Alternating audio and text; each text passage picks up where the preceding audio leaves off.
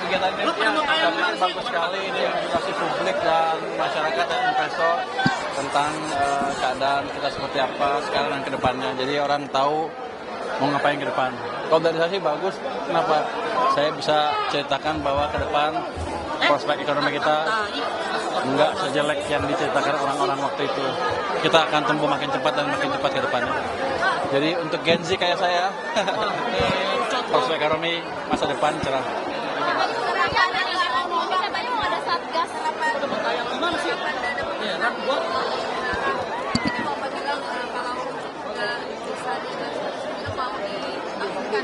Kalau saya lihat kayak satu bank kan ada berapa kasih 25 nggak bisa habisin kan.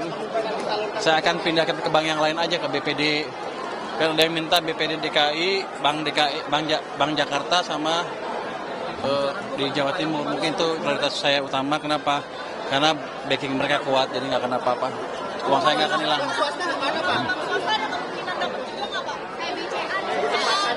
BCA udah banyak duit. Sekarang belum kita pikirkan. Nanti kan otomatis kalau uangnya di bank itu, dia akan nyebar secara nggak langsung ke bank swasta juga, ke sistem perekonomian. Kan saya lihat sekarang likuiditas di perekonomian bertambah dan bunga pasar secara keseluruhan menurun kan. Itulah dampak kebijakan yang saya lakukan, menambah likuiditas di pasar dan menurunkan bunga dan menggerakkan ekonomi.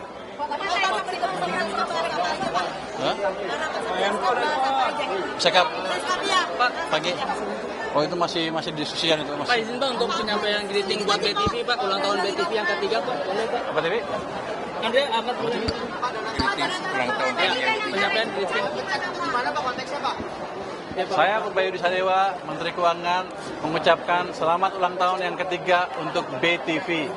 Semoga semakin maju, terus menghadirkan tayangan yang inspiratif, berkualitas, dan menjadi kebanggaan pemirsa di seluruh Indonesia.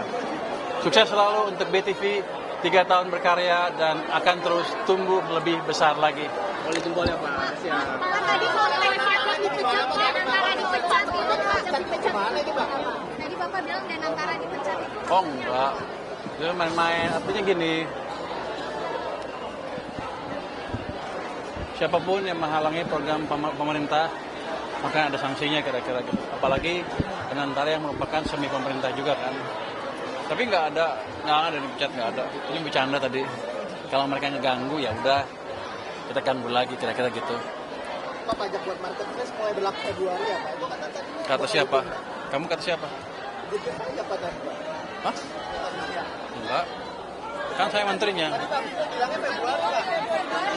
Februari 2024 Pak. Saya kan menterinya. Enggak jadi. Kan saya bilang akan kita jalankan kalau ekonominya sudah recover. Ini kan kita udah akan recover, tapi belum recovery fully kan. Kan saya ekonominya tumbuh 6% atau lebih, baru saya pertimbangkan. Jadi menterinya saya. Pak, anggaran untuk pajak berbayar di tahap awal ini berapa sih Pak? Itu kan UKM kan dibayarnya. Pajak berbayar Pak. Iya ya. Kita per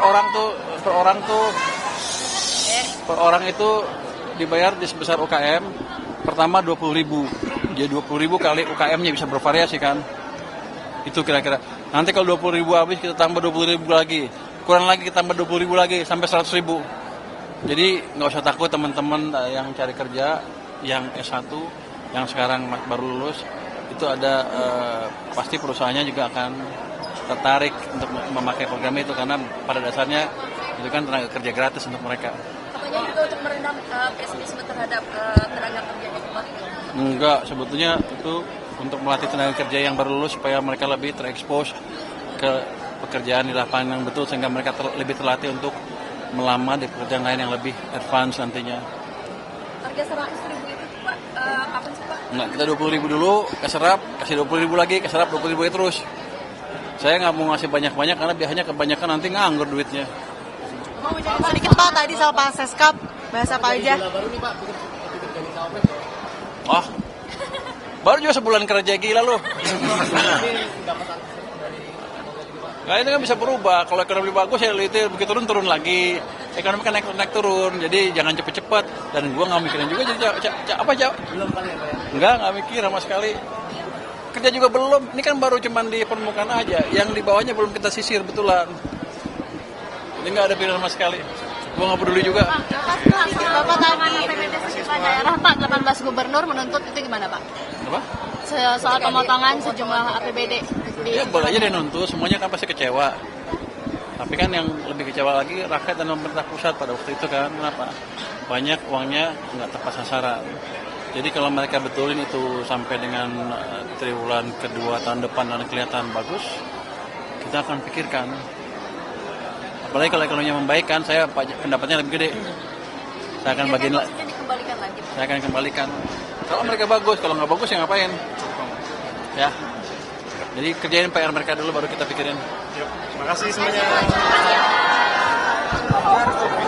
Thank you, Bang. Thank you.